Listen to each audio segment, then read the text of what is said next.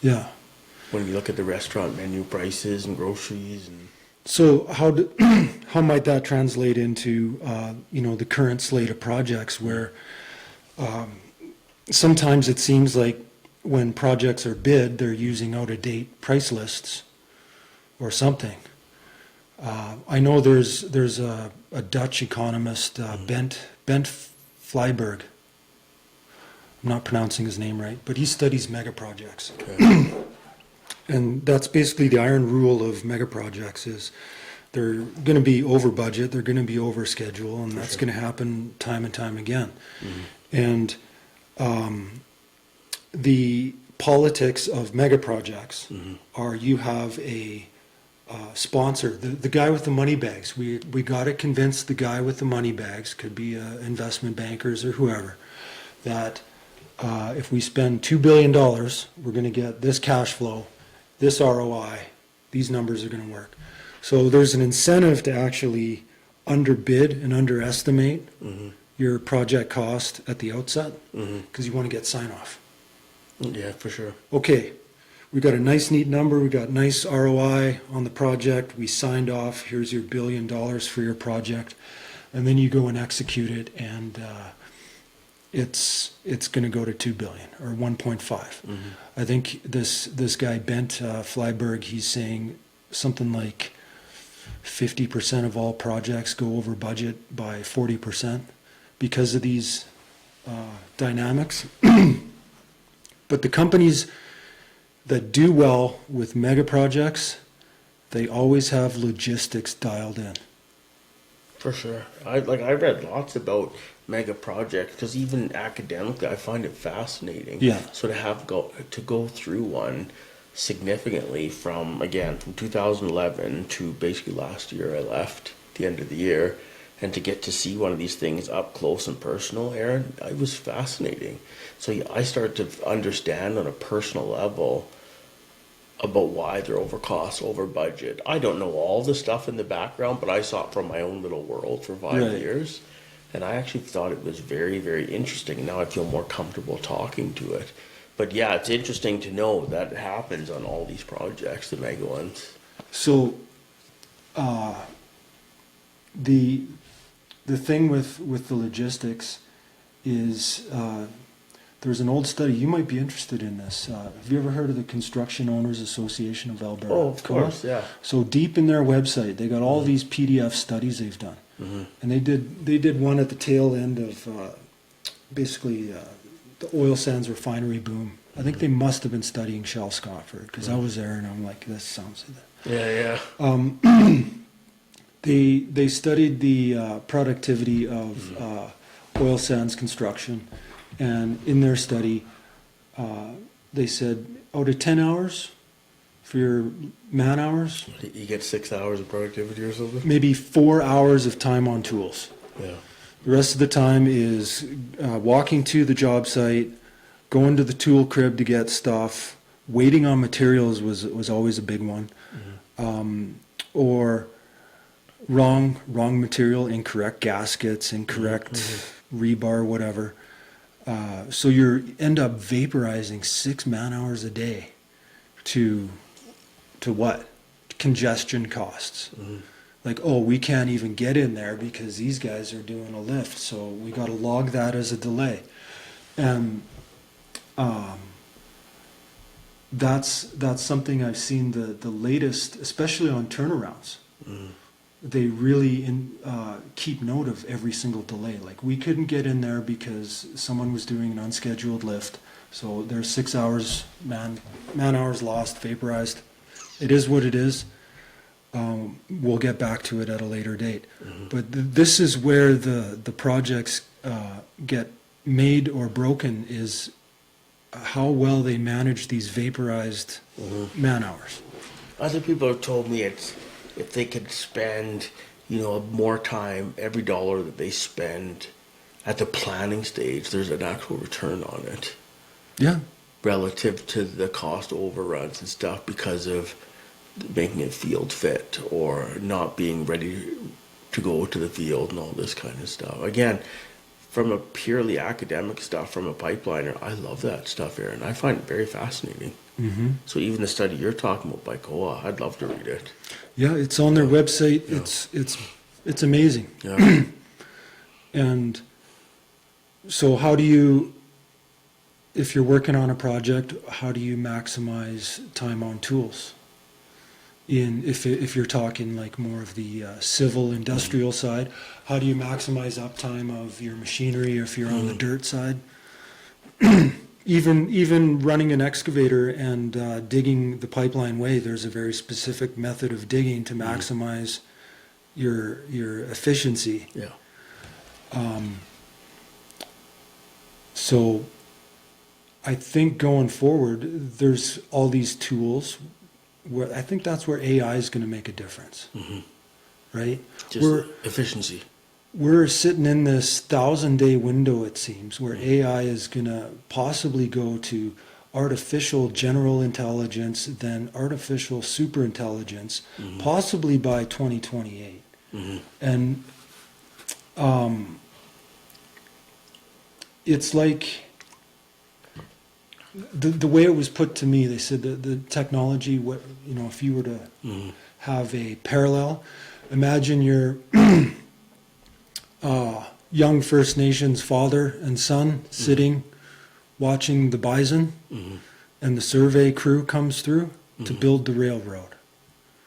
The railroad is going to come, and it's going to be transformed in the span of from when that little boy becomes a man or a teenager, or that little girl becomes a teenager. The whole landscape is going to... It's that dramatic. It's that dramatic, this 1,000-day window we're at. And I don't think AI is going to replace pipeliners. I don't think that's going to happen. But it's definitely penetrating the industry in one form or another, whether it's different technologies it finds its way into, like even the AI that's come into the drone use that we've had, the way surveyors do their business. Even, it hasn't happened yet, but I would say in a matter of a few years or whatever, all these different operators, whether it's TransCanada, Enbridge, Pembina, whoever, they'll start speccing in all the holes will have to be GPSed and the dozers and stuff like that. So it hasn't happened yet. It's coming. So I do know one of my surveyor buddies. He's done a lot of pipeline survey work and grade control now for ditch hose. So he updates the ditch line into the equipment, and that gives the operator, at least he knows he's going to be bang on when he's digging ditch for elevation. That should hopefully help with pipe that sits in there nicer. It matches the bends a little more. Oh yeah, get rid of the high spots, and for sure less ovalities for on backfill. Hopefully better quality, right? So that little innovation, even though people might be hesitant to seeing survey and grade control on ditch line, there's quality and safety benefits. For sure. And if these guys spec it into their, if you want to work for them as contractors, it's just, you just accept it, and the operators, once they get used to it, then it's their norm. And I thought some, I don't want to say pushback, but some uncertainty from the older guys who've been operating a while, and that wasn't my experience. It was just a matter of showing them how it works, and they're on board. Yeah, like when the printing press was invented, the old guys, the old guard that said the only way books should be copied is by hand, because they did have a point. There's something psychological, maybe even spiritual, about putting pen to paper, right? So they did have a point.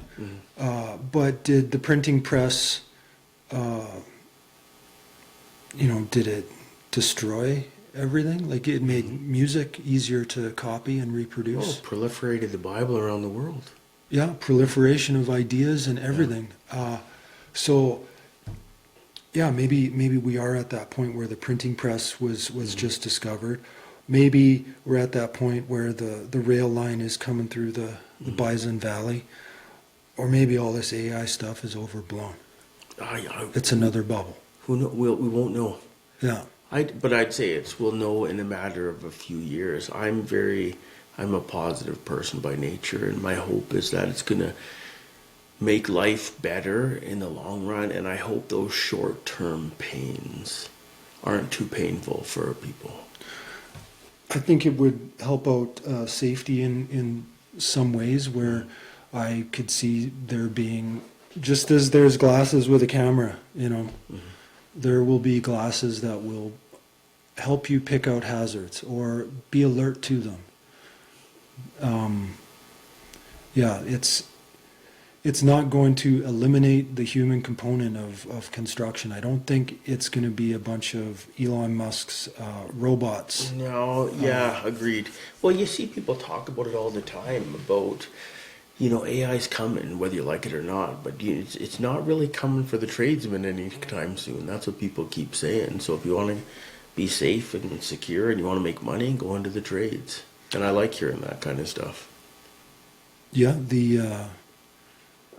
where AI will help out the tradesmen, especially in the residential world, is in making them a website, doing the billing, doing the estimating, all those indirect costs, indirect labor that you have to do. I think that's where AI is going to make it easier for those guys to focus on doing the business rather than managing the business. So hopefully,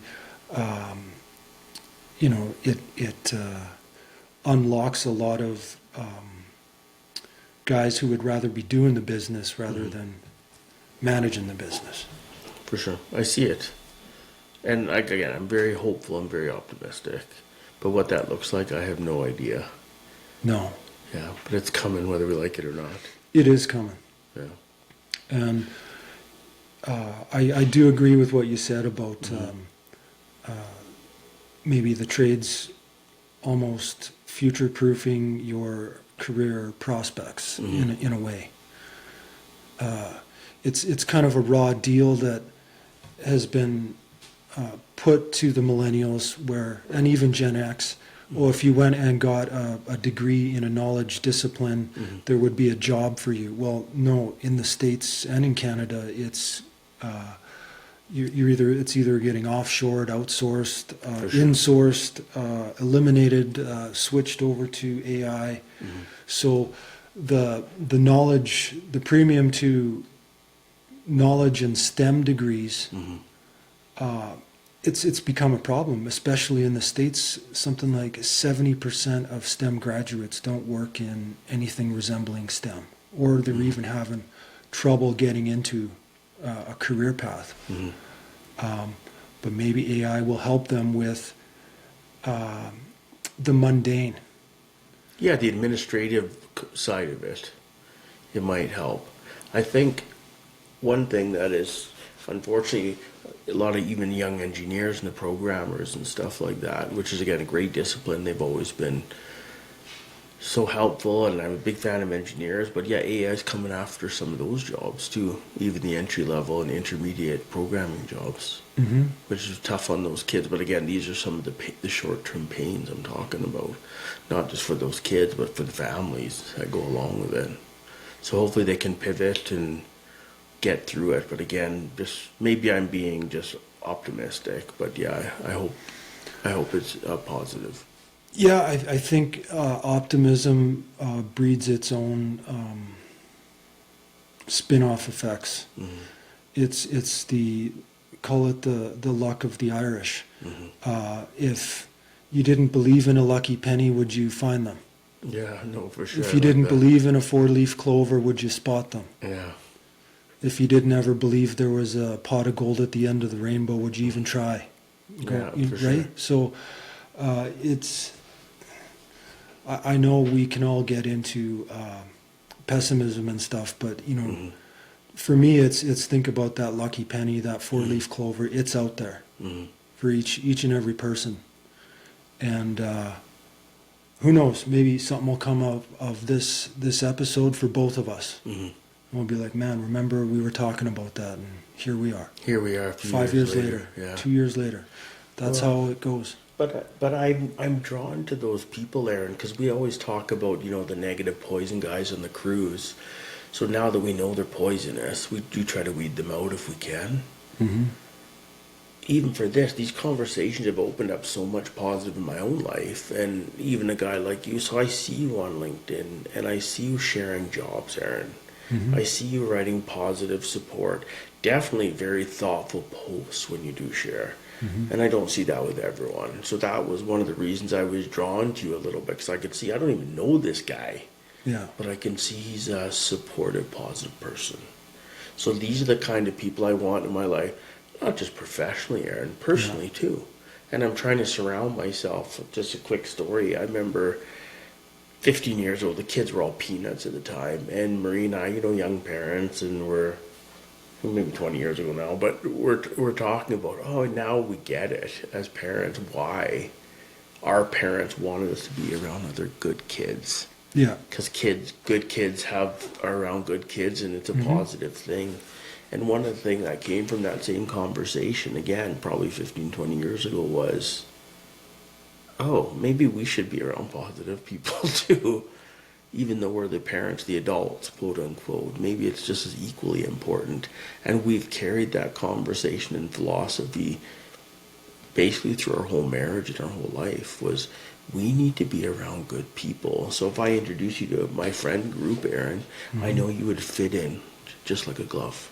Yeah. Because they're good people, they're very thoughtful, they're family oriented, and they love having good conversations and stuff like that. So that's what I see in you when you do those shares on LinkedIn. So thank you for doing that, because it's been nice for me to talk to you even here today. Yeah. Right on.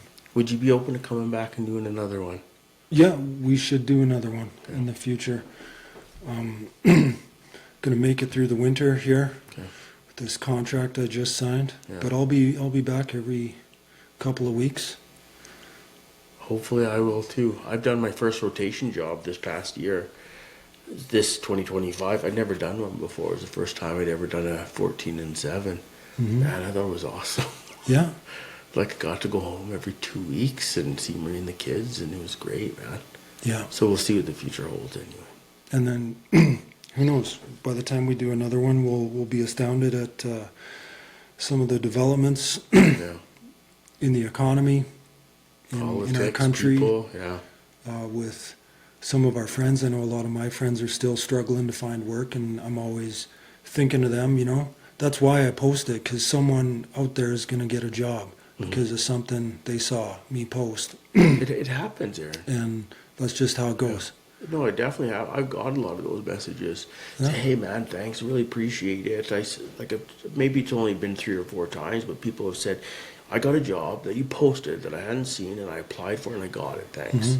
Holy shit, man. Like, that fills up my heart. I can't even tell you. Yeah. So people who are using LinkedIn to find work, go the extra mile. If you see there's a job posting at whatever company, and you know someone on LinkedIn, you're connected with them, just reach out to them and say, hey, I was thinking of applying here. Do you know much about it? Sometimes they know exactly what's going on. Other times they're like, I didn't even know we were hiring. This is interesting. Yeah. But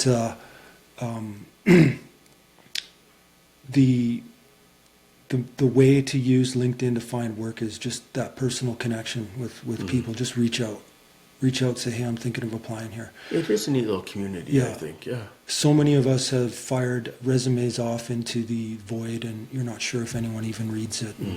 It can be really discouraging.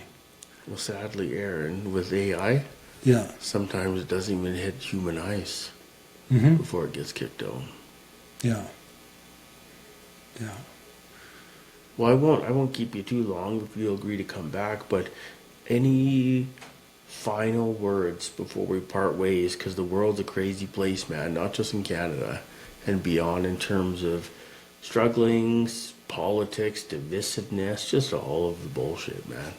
Please send us away with some final words to give people encouragement. I really think no matter where you're at, some days you just got to choose to be positive. You got to choose to put one foot in front of the other, as hard as it is in the face of the circumstances, you know. You choose to be positive. Delusional positivity. I like it. And it's that luck of the Irish. Mm-hmm. Your lucky pennies out there, your four-leaf clovers out there, go find it. No, I like it. Well, thank you very much, Aaron. I appreciate you. You betcha, man. Till next time. Till next time.